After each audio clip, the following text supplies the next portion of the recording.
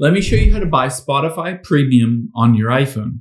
Now, if you're on Spotify on your iPhone and you want to get the premium so that you don't listen to ads, I'll show you how to do it. But first, hit the subscribe button down below. It really helps me out. Thanks, guys. Now, unfortunately, you can't really do it in the app itself. It's easier to do it on the website-based version to sign up for it initially. So I'm going to hop out of the app and just open up Safari, or you can use Chrome. From here, we're going to go to Spotify.com. You have two different options on here. You can either choose to log in if you already have a created account, and then you can just basically join Premium. Or if you don't have an account, you can see on here it says Premium, $79 for 4 months of Premium Individual. Try free for 4 months. You can tap on that, and again, it will ask you to log into your account.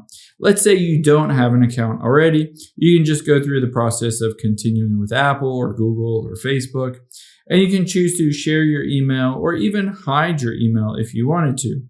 After you go through that process of creating that account, essentially it will walk you through the steps of signing up for it. Keep in mind, you do need to enter in a credit card or a debit card so that it will pull that each month.